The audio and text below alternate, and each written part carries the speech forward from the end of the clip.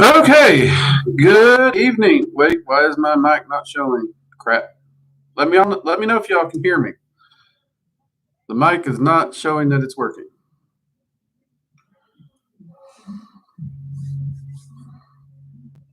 How are you all doing? We got a few people in here early already.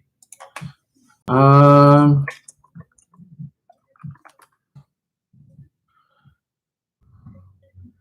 I actually checked the mic to make sure it's working too before I came in here.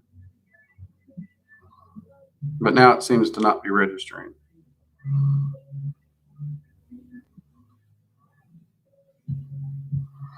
Hey Jay, can you hear me? Is the mic working? Okay, cool. Oh, I was really getting worried because usually I say hi and everybody just like spams the channel, which is absolutely wonderful. I love it. It was just slow to start up. I was like, oh crap, I done went and broke it. You know how I get. So all right, awesome. Terror. Hadotai, welcome. Jade, of course, welcome. Falcon, welcome. See, Wasabi, good evening, man. Peachy, welcome. I'll be silent for now. I'm in heaven. I have Polish food. Hey, food's always a good reason to be silent. That'll do it. I got myself some coffee. So I'm in my happy place. It's actually been a great weekend. We've had plenty of snowfall. It's really been gorgeous. I've actually spent several nights out in the snowfall and in the snow by a fire, doing meditations and trance work and some seethe work. So I've actually made really good use of it. I don't know. There's just something about the cold and having that fire that I love to do meditations with, and especially when I get a good snowfall. Maybe it's nostalgia. I just haven't seen a snowfall in a while. I don't know, but I've loved it and I've been trying to make use of it. So there is that.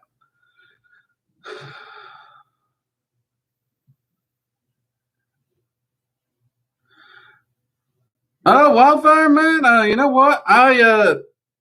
I've seen snow in Texas. I drove through there. Has that been 2 years now? Because we do military. We cross the country a lot, and when we move, so due to having to move and everything, and we went through Texas. It was northern Texas to be true, but y'all had some snowfall when I was through there. And yeah, it's true. You don't see snow much. You don't see it much at all. But when you get it, whew, there's just something about those Texas flatlands that's gorgeous when it's got that snow on it. So.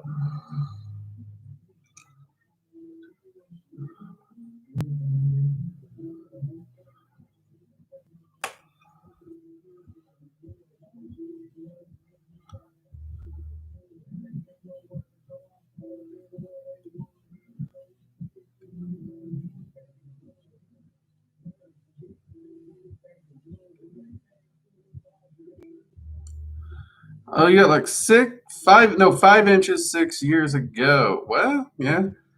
I know Southern Texas like never sees it, is from my understanding. It like just never sees it. So, but then again, Texas is a huge place, covers a lot of ground. So, my wife's actually considered retiring to Texas because she likes warmer weather. So, it's on the possibility list, I guess we should say. But no, it has been a busy weekend. I actually did take yesterday and do a little grilling and reading, which I have not been able to do in a while. Um, and also took some time to peruse some books on topics that I'm always getting questions about and topics I'm wanting to research more on. And as online retailers get more and more occult books available, and this goes for Amazon, because I don't know if you know, but Amazon didn't actually have all the books they got at one point. it's great to go on there and see some of the older titles added on finally. And so I'm actually trying to get a hold of a bunch of books on topics that I'm researching. I get lots of questions on, and I'm always wanting to expand knowledge upon. Seed work being one of them. I get a lot of questions about seed work and what books might be good to go into, but never really have a lot of books to recommend because it is such a vague topic. Um, so I am hoping to be able to do that.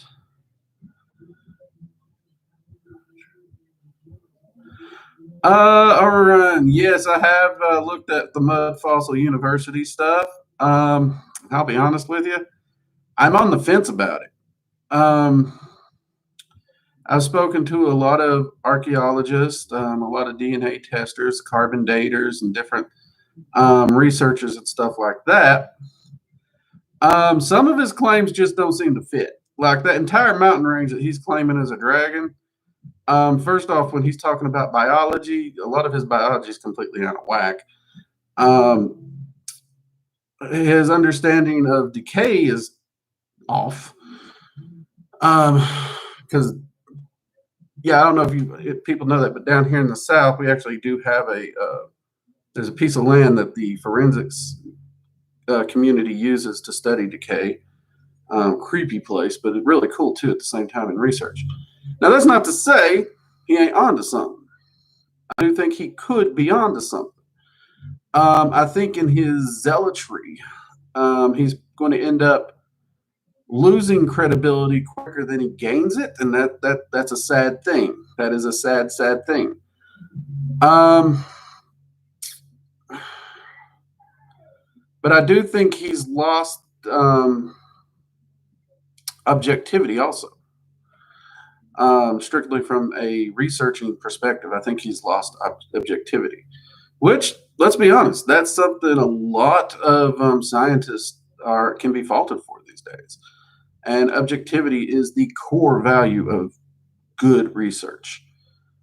I do plan to keep following his channel some because, like I said, I think he could be onto something, and I'd like to see where he goes with it. Hopefully, his zealot like attitude doesn't kill it before it gets off the ground. That would be my biggest fear, and I've seen that happen way too many times with people. But he could theoretically be onto something. He could be onto something, but he also needs to bring his objectivity back and stop claiming every mountain range is a monstrous fish or even a dragon. Like the mountain range I'm thinking of, he said was a dragon. And if that thing was a physical dragon on this planet that could leave a fossil, the ecosystem couldn't support it. They just couldn't. It could not support it based upon what we know of the planet itself and the life of the planet, which the planet is far older than religions want to tell you, but it doesn't match up. And those are the things if you're going to try and get into science and research and stuff, you got to look at these things. Your numbers got to match up. You got to take these into account somehow. And ecosystem just wouldn't support it. Would not. I don't think it would support one of them, much less more. And I know there's people who's like, well, what if it was a part of this massive super planet? Well, what if humans didn't have to sleep? It'd be great, wouldn't it? But we have no evidence. We have no proof. And you kind of need that. But I will be following it more, Orion, so I do appreciate it. I've seen some of his stuff before in passing. I didn't know he had a channel, so I appreciate you pointing that out for me. It's going to make it a lot easier for me to follow his research and see where it goes, because I would like to see where that goes. Morningstar, please do not spam the channel. And welcome.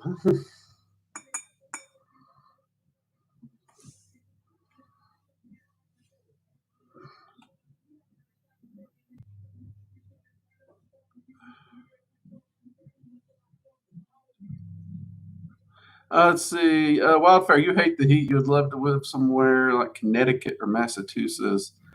or some northern state. Well, be careful what you wish for. Them northern states get weird. It's like I said, I love the weather in like Washington State, the nature, the wildlife. I absolutely adored it. I don't like the people.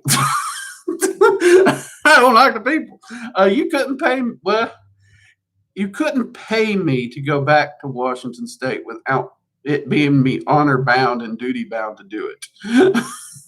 So, you know, if due to work or something we're forced to go back, I will do so, and I will pout and complain the whole way.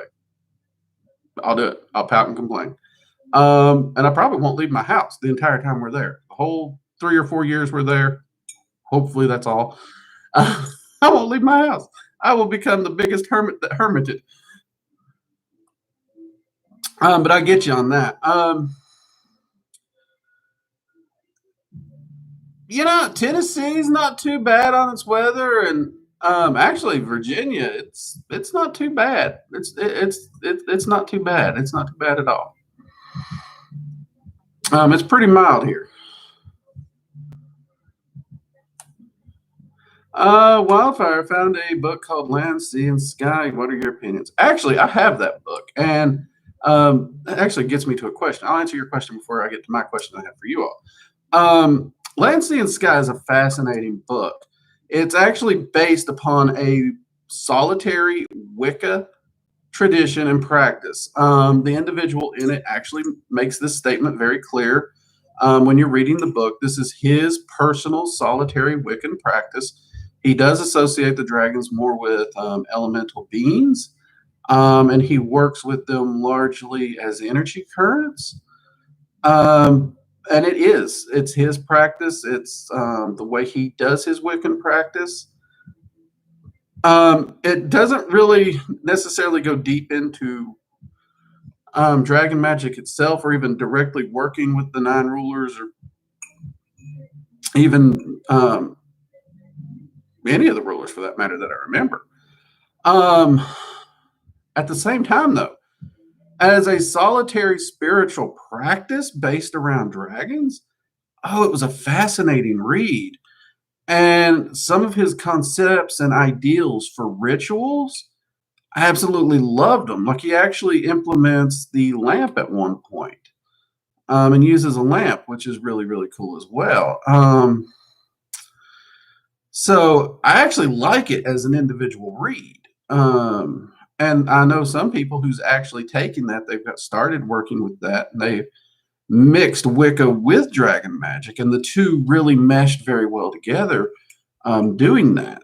I don't know necessarily. I know one person, I still talk to him. He incorporated the 9 rulers and everything together. I'd have to get his notes more, but I am planning to do a review on that book. I've had a few questions on it. It's actually a pretty good book. Dragon magic, it's not. But it is Wicca, and that doesn't, it's still a solid book for what it is. That said, I have been getting a lot more emails asking for more review videos. Apparently, y'all enjoyed the review videos I did, and I don't remember last time I done one. I don't think I did one last year. I may have done one last year. I don't remember. It's been a while. That said, though, I have considered doing some more review videos on some books. One person even suggested me doing reviews during coffee hour. I actually responded saying I'm not big on that, because if I do a review on something during the coffee hour, it's going to be hard to find it in the replay. But nothing to stop me from shooting a video short to review a book real quick, because that's one thing about the reviews. I tried to keep them short and simple. And I was actually wondering if you all would like to see a few more review videos. They would not be taking the place of the normal Tuesday videos. Those are more in-depth educational style videos, and I don't want a review video taking those places. Don't know how often we'll be doing them. And someone said I should also review coffee and stuff on this channel. I don't know if that's a fact. I could see reviewing coffee on coffee hour. That would make sense. But if we reviewed coffee during coffee hour, I'd also have to do a short so someone could find it, just so I know that they're going to support the roasters. But I don't use too many different roasters, so I don't know there wouldn't be many of those videos. But I wanted to ask y'all's opinion and see what y'all thought. Let's see here. I'm falling way behind in chat. Y'all got me gabbing here. I'm talkative this Sunday. It's been a heck of a weekend. Let's see, Tara, would you be interested in talking about Yahweh? I asked about them earlier, and you told me to hold the question for another time. Yeah, actually, I did, Tara. You're absolutely right. Thank you for holding that. Yeah, Yahweh. What do you want to know about Yahweh? Because we just got started on the coffee hour. And that is a really good question. It's one that a lot of practitioners bump up against from time to time. Let's see. Uber, welcome.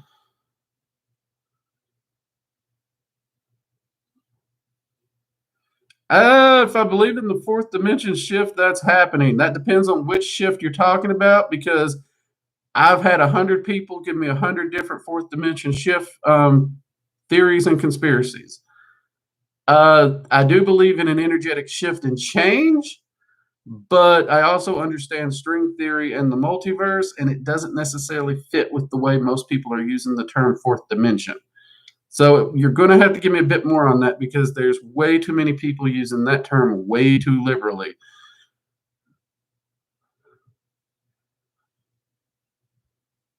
Wasabi, I'm working with my guardian and spell work in 101. I'm going to do it for a month to get in the habit. That's a great idea, to spend that month working solely on your guardian, Wasabi. Awesome. Mugs up to you. Hey, Wizard Warrior, glad you made it.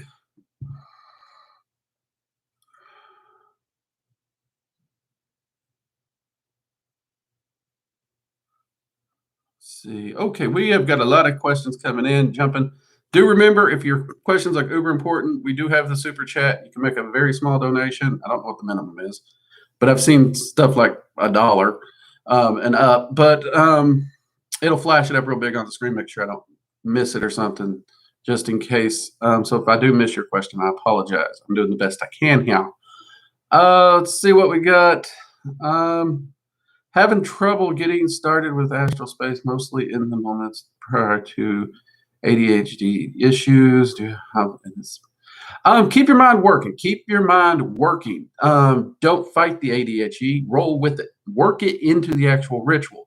So if you're trying to get into the trance state, and that's where your problem is, I think I went over this Friday, actually. But I'll summarize here for you, Falcon. But do go back and watch Research and Ramblings Friday, because I went into this. But there's it's a focused meditation where you focus on a goal, a question, or something, and you're going to keep sinking deeper into that meditative state. And as you do, you go with a mindfulness meditation on this particular. It's a combination of focused and mindfulness. So as you're focused, as you're sinking deeper into that meditation toward your goal, you're mindful of everything that comes in, and your ADHD is going to keep bringing those stuffs in. And you take the time, you recognize it, you look at it, you ask yourself, does this have anything to do with what I'm focused on? Yes or no? Answer the question. If yes, what? Follow that stream of logic until you're done, then get rid of it. If the answer is no, just get rid of it. This keeps you constantly active, constantly working, and it works in with the ADHD. Now, once you're in your astral sanctum, just run around like a madman. Have fun. If you're building a lake, start building your lake. Something else catches your attention, go build that. That's really the easiest way to do it. Fighting the ADHD is the worst thing you can do. Hope that helps.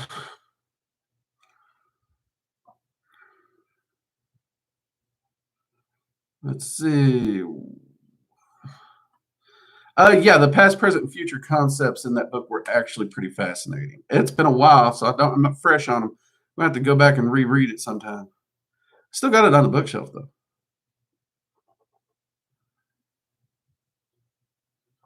Wasabi, I'm in Oregon.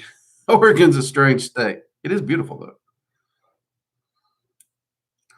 Is that Chantel? I hope I don't mispronounce this. Welcome, Chantel. And if I mispronounce your names, I am sorry. I try. Can I ask you something about something I'm asking myself?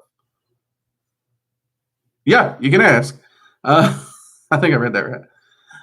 I just got in contact with my guardian slash co-magician, Fire Dragon, trying to figure out the name of him. I have the name Fuhu in my head. Could that be it? The name? That could be the name. Though I do want to make a point here, Chantel.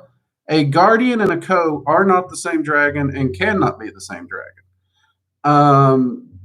So if you just got in contact with the first one, because you have to have a guardian before you can ever find your co-magician, that would actually be your guardian dragon. And even if he's presenting as a fire dragon, do remember, guardians don't actually have an element. They have to have the versatility in order to work with all the elements in order to do their job. Same thing with a co-magician. They may present and they may have an element they favor, but they themselves actually do not have an elemental alignment directly. But Fahu could actually very well be its name. I have seen a few names like that.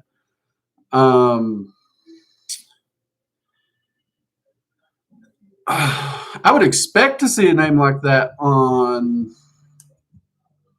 Well, part of me wanted to say like a Ling style dragon. But at the same time, I could see that on a European style dragon if it was favored more northern cultures. But no, that could very well be its name, Chantel. Sierra, hey, welcome. Better late than never. Oh, Lord. Hello from Brazil. Hi. I'm going to pronounce it as Kamuni S2. Welcome. I apologize if I messed that one up.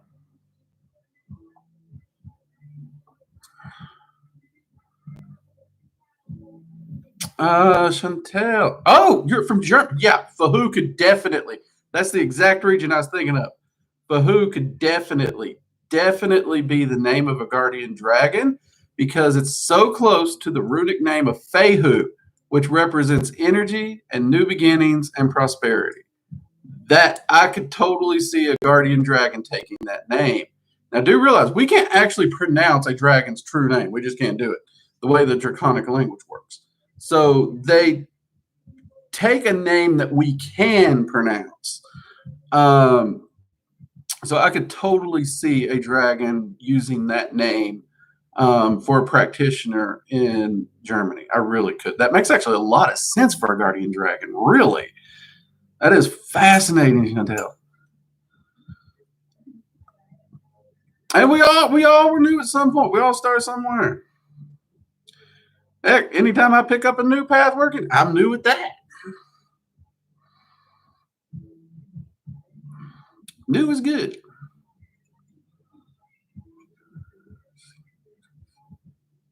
Oh, fourth dimension. Okay, as far as dreams becoming reality, shifting and manifesting things, that's actually always been a thing. That is nothing new. I don't know why they think that's something new. In fact, the entire study of dream work is literally just manifestation magic from dreams to reality.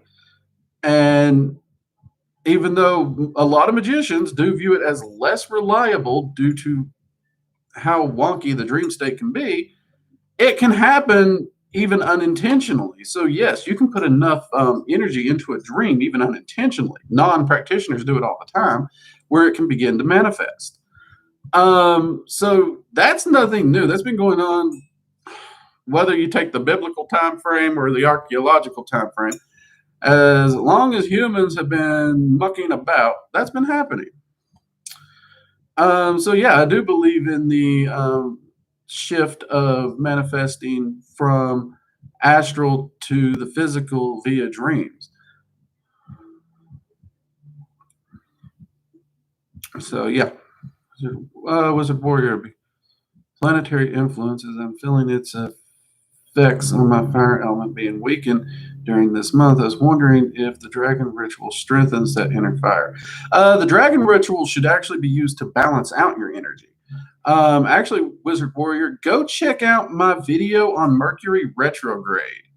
Even though it says Mercury retrograde, what there is, people get annoyed with me because planets and all this do not affect me. And there's a ritual in there that fully explains why.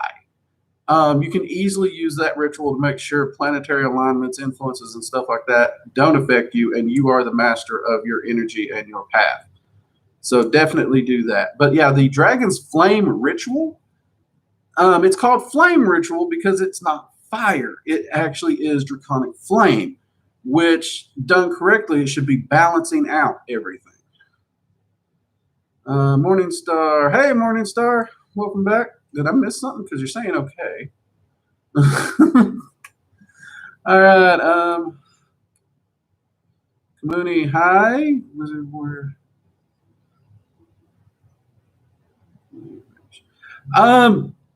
There's a few times we've sat down and attempts to speak it, but it's literally impossible for the human brain and physiology to reproduce because not only does it take vocal cords, it takes energetic vibrational projections.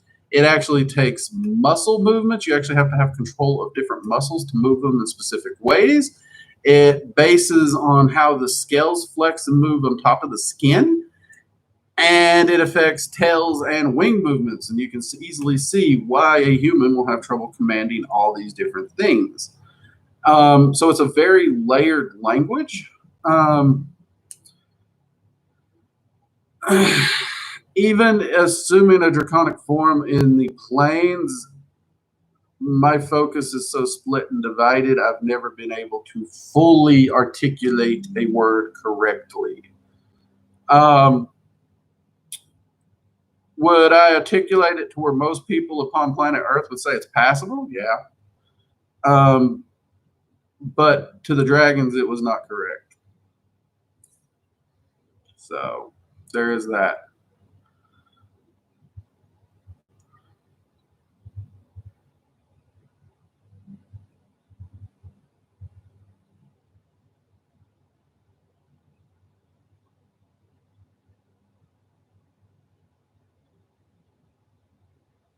Chantel, good news is these always upload for replay. So if you don't catch this for any reason, you can easily I think it should be up for replay by tomorrow, unless YouTube's really slowed down for some reason. So you can easily just click and find where I'm answering the question and just replay it until you can write it down nice and slowly. That's the beautiful thing about these live streams. I make sure they're always uploaded and replayable, so people can actually go back, because I do have to answer some of these questions quick, and well, I talk quick, and I understand that. So I want to make sure that in those cases that it is available there. Let's see. Also, Eduardo, hey, we do have a lot of Brazilians up in here. Well, I'm glad y'all appreciate and enjoy my work and enjoy us here on the coffee hour.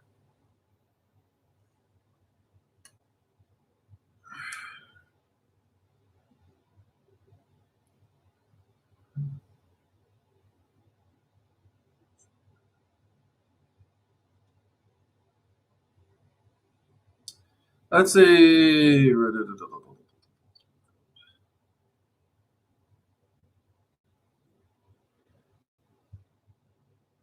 No truth that I am actually aware of, Orion.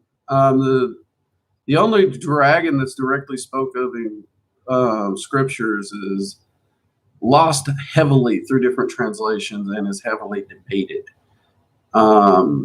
So due to the debates, mistranslations, and all that, it's very hard to say that there's any truth to it. It is one of those tricky points.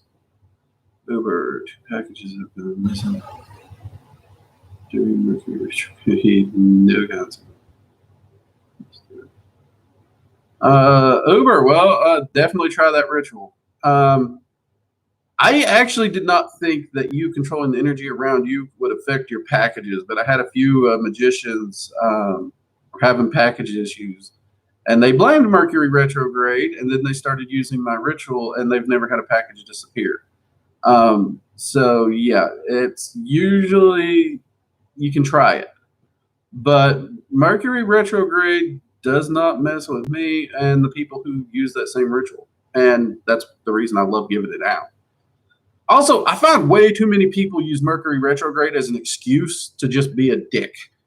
It's not me. It's Mercury retrograde. It's not me. I'm a Scorpio. Those people annoy the piss out of me. Reaper, can you be born not human? Nope. Technically speaking, if you're born into a human vessel on the physical plane, you are human and subject to all limitations therein. Even if you were something else, you maintain no bits and pieces of that other thing. You are fully human when you incarnate into a human form. That is the limitations and laws within the physical plane. That's why it was designed. Sad but true. Which is actually a beautiful thing when you really look at it, due to the fact that that is what allows for the growth and the wisdom and the understanding. That's why the physical plane is here. Let's see. I'm curious what Yahweh is like on a personal level. What rumors / stories are true and false? Well, I could sum him up as he is a relatively by the book kind of guy. So he does kind of have this is what I expect of my followers. So in that, you could say he's lawful. Would be an easy term to utilize. He does value free will in the extent that he wants people to follow him freely, not by force, which I find actually quite wonderful. And in the times I've sat down and talked to him, obviously me coming from a church background and learning what I did, I had a few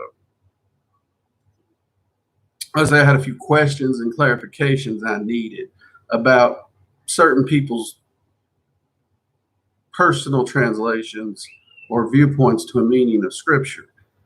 And almost all the time, he does not agree with it. Big one. Big question that I grew up around that bugged the tar out of me was homosexuality. And I talked to so many different pastors that had so many different viewpoints. You couldn't get a clear cut on it. You couldn't. So why I had his ear, I was like, I'm going to talk. I'm going to get his response. And he said, that is not what that means. He's like, that is not what it is. He's like, and he even told me point blank that many of the so-called laws and rules of the Old Testament were for health, safety, and hygiene of the era, which if you look at it from an accurate archaeological viewpoint and the understanding of hygiene and things, those make total sense. Those are smart. They're very smart. But to carry it forward, that's not something that was required. So, I mean, he's not as fun-loving as some might like, but he is lawful. He is honorable. But he's also not the fire and brimstone, hate all who don't worship him that a lot of people make him out to be. That would be the summary.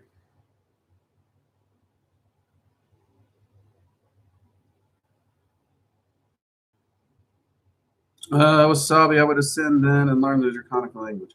Well, that would see, because you can't ascend to be a dragon. So I've not actually met any entities that I know of that can actually speak the language fluently. I've met a few that come close, but I've not met one that can speak it fluently. So I'm starting to wonder if an entity outside the dragons can speak it fluently. And I don't know.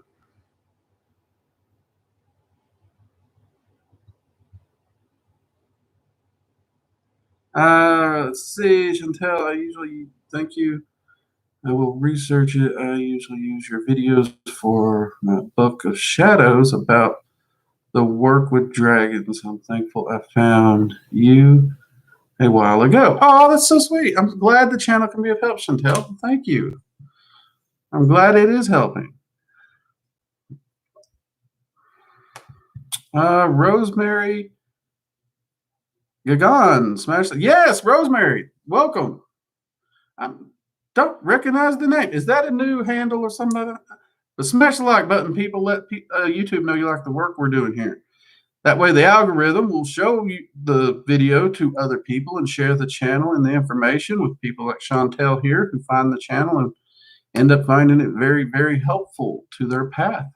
That's why we're here, to get as much information out to seekers as possible with a focus on process and actual practical results of manifestation.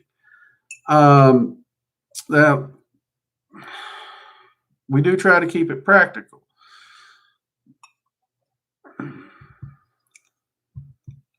See, Wizard Warrior, does this ritual to stop planetary influences must be done over and over again? And would there be a time to allow planetary influences to amplify self-empowerment? There's the kick. So technically, I do this ritual about every 2 weeks. That's my norm, is I do it every 2 weeks. Sometimes I actually do it once a month, just fine and dandy. So it does something you need to be doing on the regular, but a magician and a practitioner should always in some way be working to control the energy in their life. Just because you set the energy one day, it's not going to stay there. Energy is like a river. It's going to keep moving. So think of it like this. You're a fishing boat on a river. You get the fishing boat to that perfect fishing spot. Unless you're using a trolling motor and anchor and you're maintaining your position, you aren't going to stay there. You are going to end up downriver somewhere. And it usually ends badly if you ignore it. A practitioner's path is exactly like that, only worse, actually, more hazardous. So you always need to be working to maintain that balance of energy in your life and make sure that energy is being directed to where you want it, to what you're trying to manifest. And that's exactly what this ritual does. Not only does it's not that it prevents these energies from affecting you. Oh, no, contraire, mon frère. Pardon my bad French.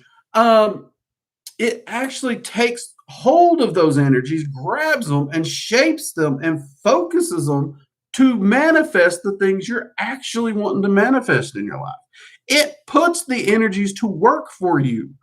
This is what a mage does. This is how a mage lives. A mage doesn't leave squat to chance. So when you say when you would allow them to influence and amplify your empowerment, there's no allow. You tell them what to do. You sit them down and you say, look, get your rear over there. I need this to be manifested in my life. Go on over there and get to work. And you make them get to work.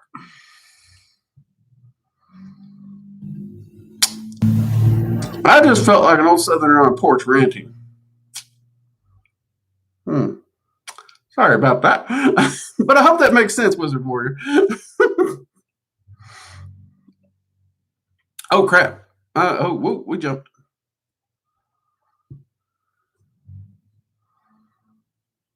No, Tara, I answered your question. Let's see.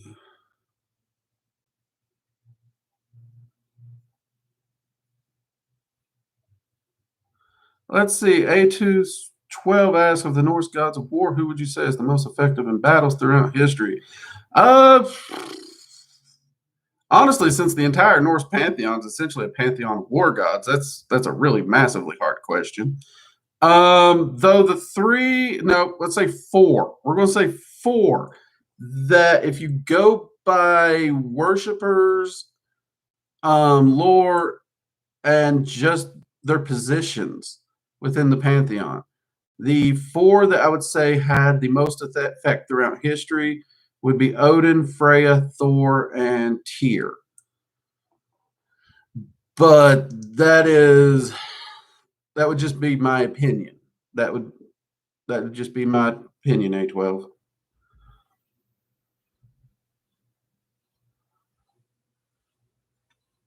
See what I got.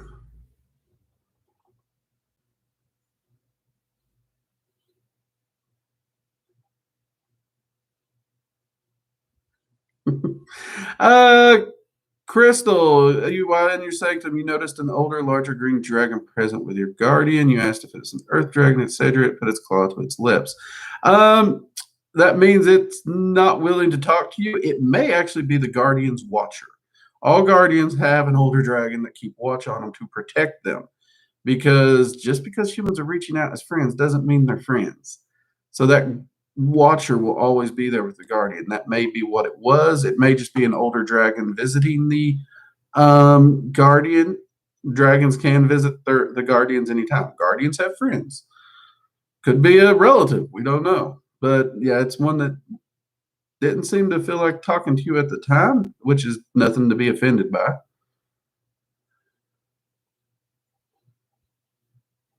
Wildfire asks, when giving dragons energy offerings, is it okay to recharge the same crystal each time? Oh yeah, definitely.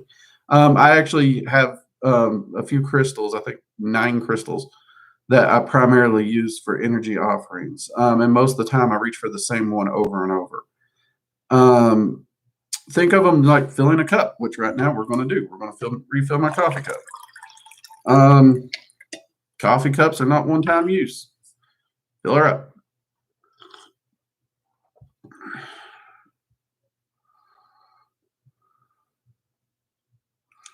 Let's see. Oh crap! We jumped.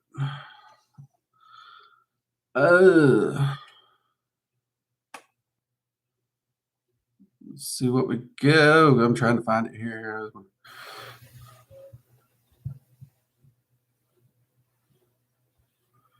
Let's see. Cal, hi there. I was watching one of your videos last night. I believe it was the one on meeting your guardian dragon. Anyways, I fell asleep and had the most interesting dream. There was a large red European one. Imagine the Welsh dragon. Gotcha.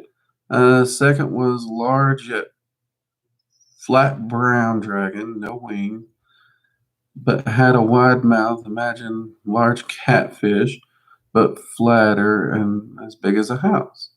It's not unheard of to see dragons looking in those appearances. Literally literally go to the channel video list, just go to the channel's main page, hit video, and in the little search bracket there, type Mercury retrograde. It'll come up right at the top. We literally have a Mercury retrograde video that shows that ritual.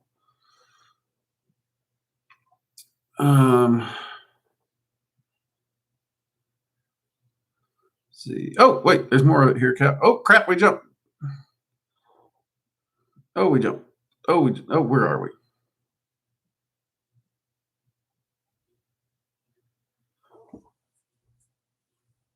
Lupus C, do you have any videos on learning how to feel and direct energy? I think I do have one on basic energy work, Lupa. Check that one out. That should give you the tips and starting workings on it. And I'm actually going to go back through my video library and see if that's the only one I got and review that one myself, because I've actually been meaning to review energy work as a practice and doing more videos on it. But yes, we do have a video that can get you started on that. Oh, the third one, I can't remember as if it were red or brown, but was certainly there. Now, this is where the dream got interesting, as the brown was attacking me, biting me, clawing at me. The red one, dragon, however, stood over and was protecting me and fighting me. I remember feeling safe with the red one, but having a sense of danger with the brown one. Okay, this is most likely a dream of interpretation, not a dream of literal, but it's not uncommon to see dragons do this kind of stuff. And it usually means there is a conflict or an imbalance somewhere, and it needs to be dealt with. And given the colors, now mind you, I don't know the full details of the dream, but given the colors, I would say the imbalance is somewhere in the earth element.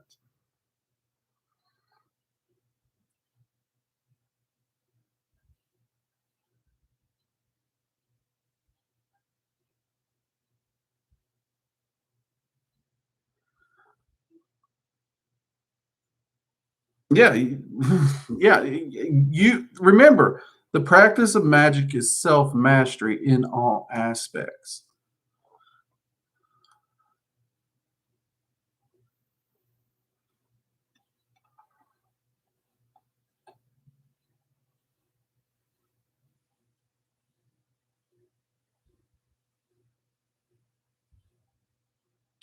Orion asks, what do you think about the emerging AI? Scary because their programming would allow draconic language translations. No, they wouldn't.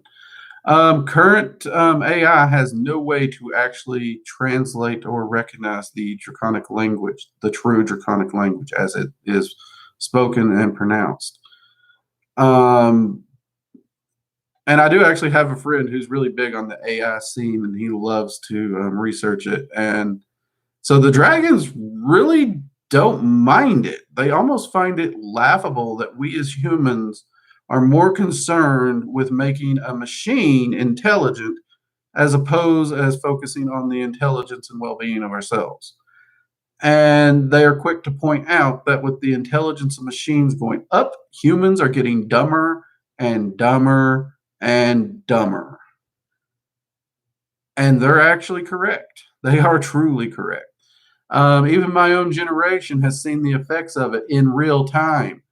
There was a point in my life where I could literally tell you the phone number and address of every person I knew. And I knew a lot of people. Can't do it now. I cannot do it. I can barely remember my own phone number. Why? Because we rely on these. We give up intelligence and wisdom and our own personal abilities for convenience and laziness. So yeah, they're not impressed with AI. They're not worried about it either. Because honestly, AI is still a physical machine. And humans have not found the way to construct a physical machine that honestly, energetically cannot be destroyed in an instant. That's the reason a lot of electronics fail around powerful practitioners. That actually happens. You hand me an iPhone, it'll be dead inside 30 minutes. It will not function after 30 minutes. I cannot buy iPhone products because of that, which really pisses me off. I love their user interfaces, but I can't touch an iPhone. I actually have a friend that will literally leave her iPhone in the car. Now, granted, I actually think I have to be holding it or within 5 feet of it to even affect it. But she has gotten so paranoid due to me maybe having to buy her a new phone more than once that she just leaves it in the freaking car now. She's like, no, don't you come near my phone. Stay away from it. I'm not even going to say it's rude because who can blame her? Those things are expensive. She does buy insurance now for them. She makes sure she has the insurance. And she don't even call it protected, and she calls it Drake insurance.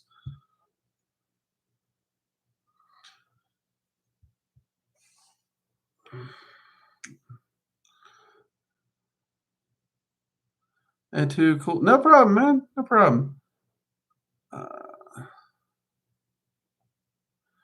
So how do you normally give offerings? Well, when I give an offering, it's usually just as part of the ongoing ritual. And literally, I will take it. Let's say I'm giving water. I'll take a container. If I'm in the woods, it will actually be this container right here. This is what I take with me when I go camping. I would literally just set this container on the area and let them know that the contents in it is for them, and I'll leave it there for 30 minutes. I don't get fancy with it. I don't get complicated. And I leave it there for 30 minutes to an hour minimum overnight if I can. When I'm camping, this is my main water vessel, so I leave it there for an hour and then I go get it. I pour the water out and get me fresh water. Let's see. Of course, while this is being used as an offering, I won't lie. I do have a percolator that I make coffee in. And that's usually got coffee going, so it's not like I ain't got nothing to drink during that period.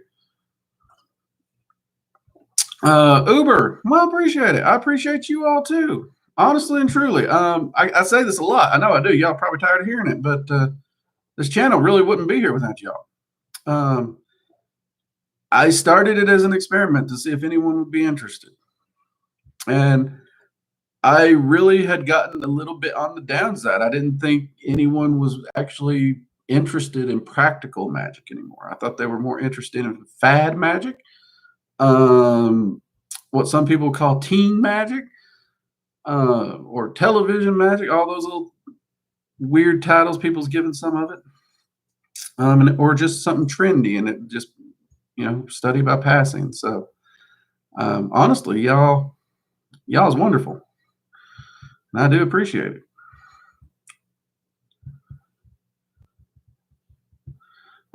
Terror currently most AI barely Ooh, I would actually love to see some AI trying to translate a few of the ancient Asian languages, especially Japanese, because most people don't realize this. You have Japanese, but then you have cultural variations of Japanese. So, like Tokyo Japanese is different from Okinawa Japanese. There's little variations in there, which is really wild. And I know people from Japan, they're like, you can totally tell what people are from if you know the language well enough. And it's like, at first it freaked me out, and then they pointed and there's like, well, you can generally guess what southern state somebody grew up in if they spent most of their life there, right? And I'm like, well, yeah, oh, yeah, you're right. It's the accent, the twang, and the different slang they use. It's okay, yeah, you got it.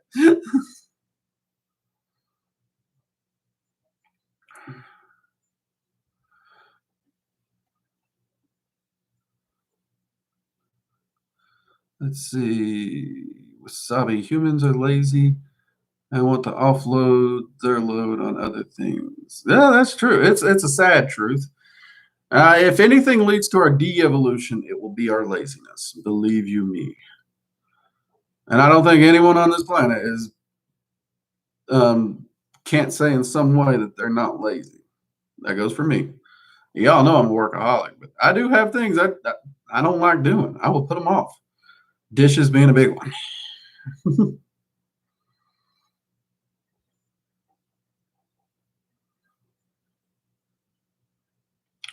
Cal, you're right. Everything has a benefit, but everything has a balance with it. And humans as a whole really have a hard time finding that balance. Um, I went through a period. Me and technology, we just fought. We really did. Um, but I am finding that balance with me and technology.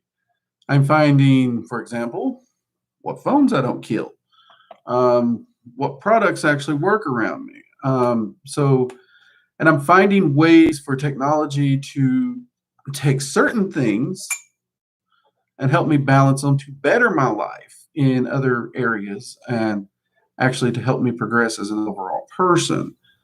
Like I used to keep a very, very detailed paper calendar everywhere I went.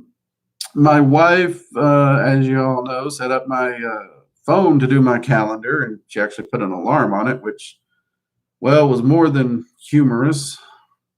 And why is no, oh crap, hold on, people. There is an alarm on my phone that says it's about to go off, and no, you're not going off during stream. I don't know why you would do that. Okay, we're turning you off before you do something stupid. See what I mean? I fight with technology. Um, but yeah,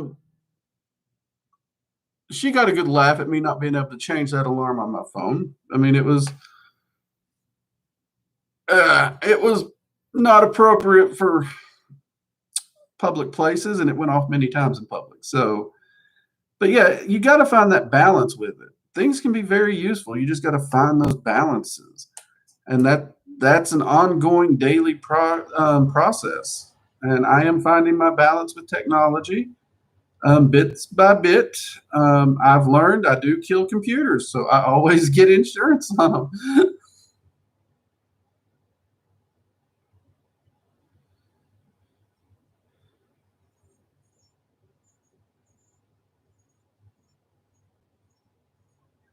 Yeah, there is a trend of self-reliance actually starting to take hold more and more. It's something a lot of people in the camping community, the bushcraft community, even the survival community, well, the bushcraft and survival community overlap quite a bit. They've noticed it. Um, I mean, even food prep. I've noticed it in culinary communities too. People's actually look to old methods of cooking and food preservation and whatnot, which is really good. There's a lot of old skills that should really, really be utilized and just isn't there.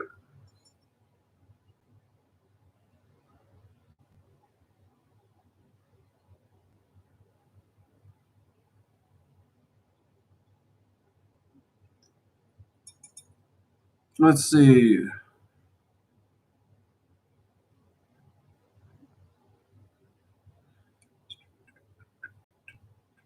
Actually, around the Akashic Records, actually, most entities in the Akashic Records can't even actually fully translate the Draconic language, which is actually fascinating, in my opinion, as a researcher. Some people just don't care. Yeah, no, that's true, and in some ways, I don't blame them. Here's the thing: I don't mind someone being lazy. I really don't. I have no problems with it. If you want to be seriously, I know a guy. What he does with his life, he worked until he was 25 um, on I want to say it was a shrimp boat. It might have been a crab boat, though. It was one of the two. Hard work, hard work. Put some money in the bank, invested some of it, and he done a little bit of calculations and figured out he could get himself essentially a one-room shack with plumbing and could sit on the beach and fish and drink Budweiser. That's what he figured that out mathematically, and he decided, you know what, that's what I'm going to do, and that's what he does. Now, here's the thing: do a lot of people look at him and say, "You lazy"? Yeah, they do. I ain't got a problem with it because he's living the best life he knows how to live. He is happy as can be. You will never see a frown on that guy's face. He eats what he catches. He does live off the water. No problem there. He ain't got the biggest fanciest home, but he got what he needs. He got what he wants. And he don't ask nobody for nothing. My hat's off to that. That's the dream. That is the dream. My problem is if you were to sit on the beach and do nothing and then expect me to do it for you, then we got a problem. If you lazy and complaining that your life is manifesting what's manifesting cause you lazy, we has a problem. Get off your tuchus and fix it. So there is a difference. There is a difference there. And you know that is part of that balance. That's why balance is so important. Lazy isn't always the same thing. So balance is in there a lot, and you do really have to step back and look at it because I do not expect people to keep my schedule. There's times I look at my schedule and I'm surprised my schedule makes me happy because I do. I look at my schedule and say, what kind of fool is happy with this? But if I actually reduce the amount of things I do, I actually get depressed. I actually enjoy what I do. I actually enjoy staying busy. But that's me. That's Drake. I'm a Looney Tune. So you have to strike that balance of being the best you can be, growing, learning, manifesting, and progressing in life with what's right for you.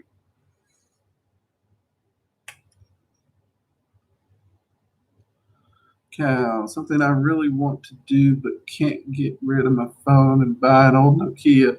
Something simple that would take calls and texts. That's it. You know, I'm with you, Cal. I'm with you. I had a flip phone until they forced me to get this. They literally forced me. My carrier, I went in, my flip phone was dead. I was like, I need a new phone. It was like, all we got is a smartphone. I'm like, I don't want that. I want this. And they're like, wait, no, we don't do those no more. I about cried right there in the store. I did not upgrade until they forced it upon me. So I am a caveman in a digital world. I really am. But I'm trying to make the best of it still yet. I view that as a challenge to grow. That's what I view that as. And I'm rising to that challenge.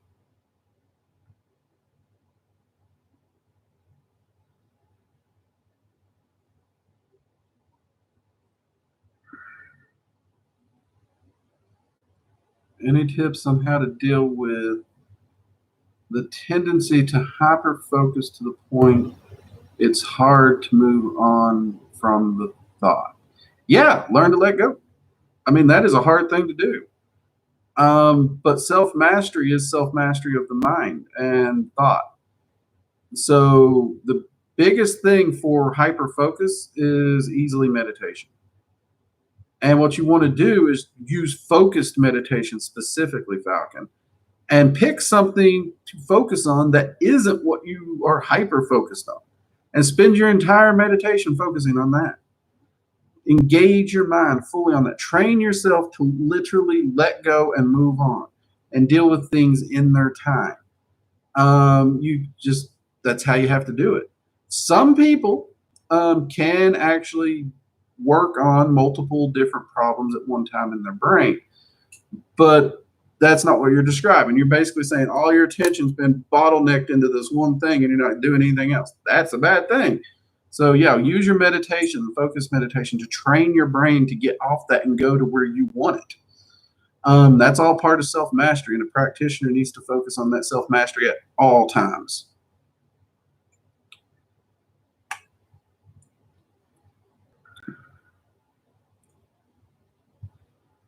See, Wasabi, the internet is lovely for finding information, but it takes a lot of effort.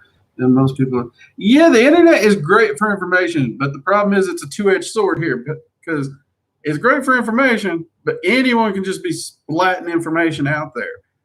You really have to root back through the sources, find out where they're coming from, and you really have to meditate on what you're finding and find out if it's relevant. And then you need to test it to find out if it's even going to manifest results for you. I mean, sometimes the internet can be too informative, but that's a good thing. That's a really good thing, in my opinion. At least in my generation, we were taught how to think, not what to think. So we were actually taught to think objectively and to rationalize, reason, and come to our own conclusions. According to my nephew, that is no longer taught in school, which is sad. But hopefully people do learn to do that a bit more. But you do have to be careful. Just because it's on the internet don't make it true. Does not make it true at all. Like there was a UFO just upstate here earlier last year. Everyone was all wound up. I literally had a buddy who was directly under it, took a photo and sent it to me laughing. It's a freaking Goodyear blimp. Just because the internet says it's UFO don't mean it's UFO. But you're right. It is fabulous to have the amount of information that is available there on the internet for researching. That was something that just was not available even 20 years back. I remember the card catalog and the Dewey Decimal System, and I now have students and friends that they're like, Dewey, what's that? And I start telling them, like, oh crap, we never had that. And I'm just like, yep, I'm a caveman. I'm a dinosaur. That's just how that is.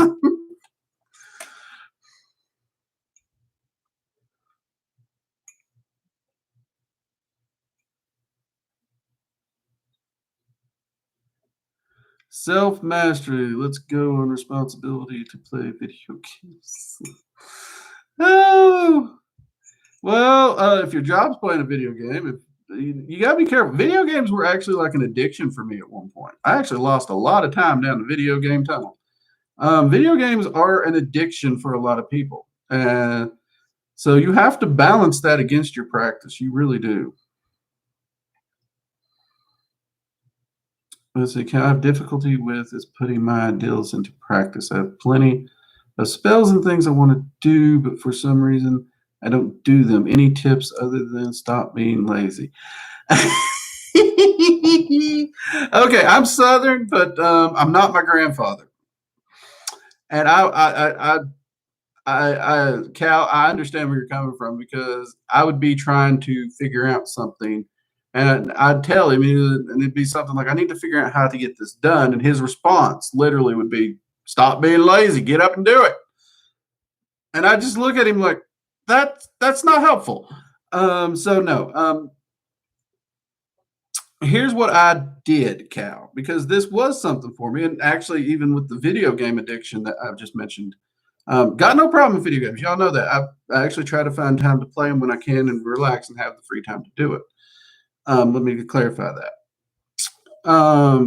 But now, How did I overcome that? It really came down to I would sit down, and this is something Odin's actually worked on me with too. So he's actually refined my process. So what I do now is a process of what he taught me and what I taught myself. Once a week and once a month, I do it two different ways, but I do it. So once a month, I actually figure out what I want to get done this month. What are my goals for the month? And I will actually write those out in my journal, in my magical working journal. So, I mean, I've actually been doing it for February right here. So, and I'll figure out what goals I'm wanting to work toward during February. Then I will literally, at the start of every week of that month, sit down and work on what am I to work on and accomplish and get done this week to reach my monthly goals. And I will literally put that on a position on my calendar. And I will check it off as I do it. So in the case of spell work and rituals, those are on my calendar. I know exactly when I'm going to do them, what I'm going to do. And I actually work to meet those deadlines. As my Patreon members know, I do a monthly spell working that includes all of them. That is on my calendar. So is any of the spell working that I regularly do. Spell work for clients, which I don't really do a lot of anymore. I mainly do it for students and close family. There's a bracket on the calendar for that. And this allows me to organize not just my time, but my thoughts. Because this tells me, hey, Drake, look, you got this to do today. Make sure you're doing that. Get that done. And that's what I do. I put my focus first and foremost on getting done what I need done every day. And then at the end of the day, when it's time to unwind, oh my God, does it feel good? Oh, you have no idea how good that time feels. Because I can actually sit down, look at my checklist, it's all checked off, and just relax and breathe. Don't have to worry about squat. Everything was done. Everything on the checklist is off. And it just feels so amazing. And that feeling of relaxation that you get from that completion, oh, that becomes addictive. And that's really how I done it, Cal. That is really how I done it. All right. I am going to get ready. I'm going to try and answer a few more of these and we're going to wrap up. So just so y'all know, because we're already over our hour for the Magical Coffee Hour. Do remember, we got a video coming out Tuesday. Keep your eyes open on it. The video should drop somewhere between 2, no later than 3. Y'all know. This one, I want to say it's on crystals. I've been getting a lot of questions on more crystal videos. I don't do enough crystal videos. No problem. We got you one coming.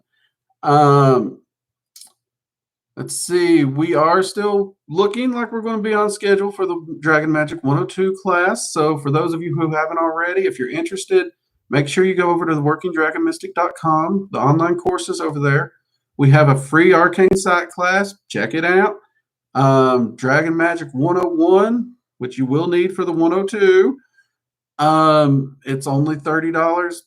It's a full work at your own pace video course as if you're taking a class with me.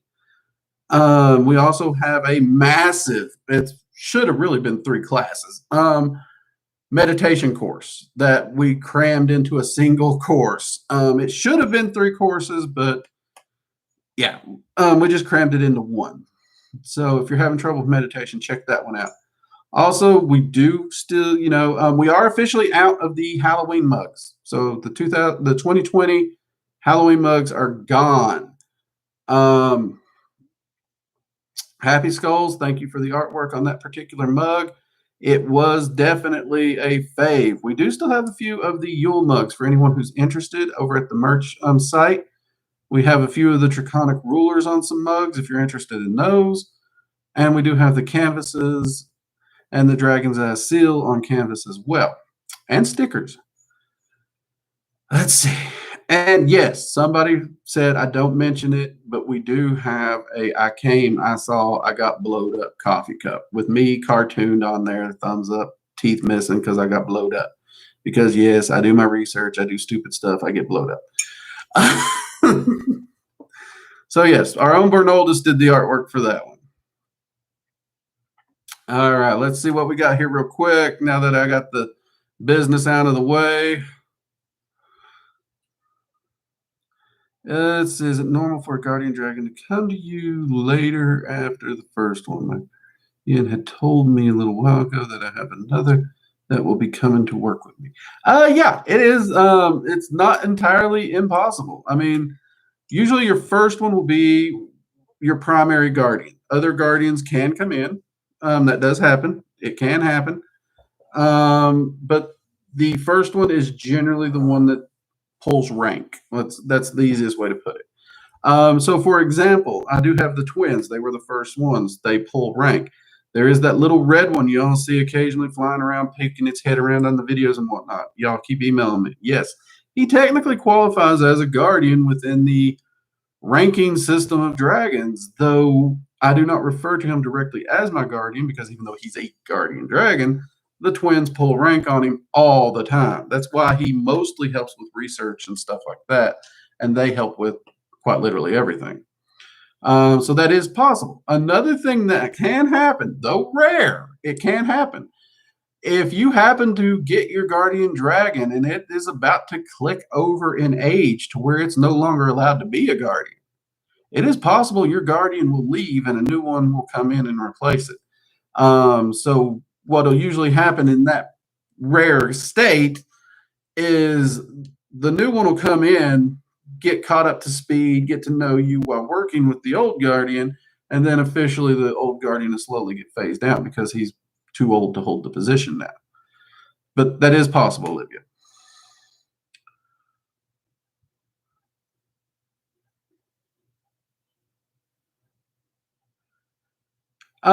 Dragons they like shiny things. It's not gold. They like shinies. Dragons are the original hoarders. They like shinies. They like knickknacks. It's not has nothing really to do with the value of it. They just tend to like shiny things. That's one reason they're kind of like cats. And that's the reason like gemstones, crystals, even pennies, they just adore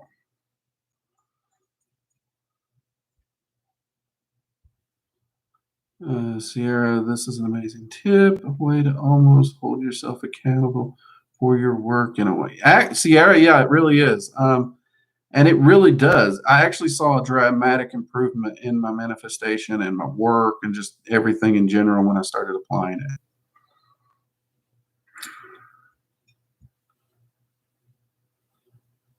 Sylvia, no problem. Anything you missed, you can catch in the replay. I am sorry you missed it because we're winding up here. Olivia. Okay, well, if it's only been 7 weeks, then yeah, it's more likely it's just a second dragon to come in and help with the first guardian. So yeah, that makes sense.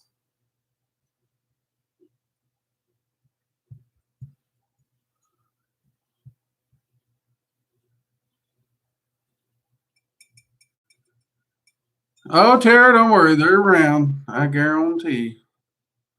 Okay, let's see. Let's see real quick here. Falcon, thoughts on music? I love music to help with meditation. I use it all the time. What music differs from person to person? Drumming seems to be one of the ones that seems to work best for most people as a general thing. It's just really fascinating with that. Instrumentals are also really good. Vocals can throw some people off. I have no issues with vocals. I can listen to vocal music all the time. I've used a lot of different musics for meditation, but yeah, I actually love it, especially on days where I live, it gets noisy and busy. Kids are out causing a ruckus. I can kick on music and create my own audio environment for my meditation. So I'm a big fan of it. In fact, we actually include several music tracks and sound meditations and the like in the meditation course, and the music's there for you to use in future meditations.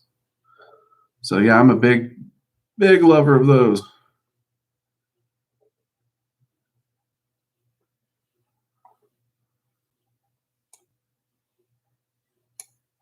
All right, let's see. Where are we? Well, that's not it. What is that? Okay. What happened? Yep. Okay. I think I know where I'm at. Let's see.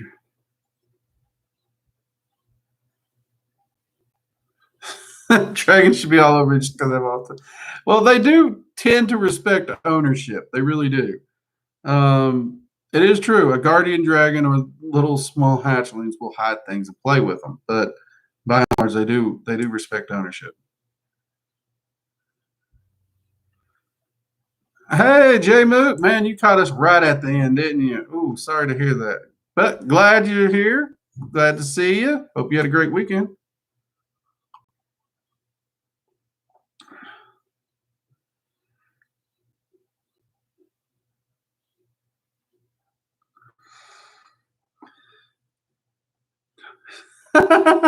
Oh, those apps, Cal. I know. There's apps that me and my wife will get on, and we'll go down the app rabbit hole for hours on end. I do that more often when she's home. So she's definitely the tech lover in the house. So yeah, but it's because of her. She's encouraged me to get more tech minded. So this channel exists because of her. All praise Seffi for actually saying this would work. Because if it wasn't, yeah, this was her ideal. All right, everyone. I hope everyone has had a great weekend. I appreciate you joining me here in the Magical Coffee Hour and having such a wonderful chat. This has been a blast and a lot of fun.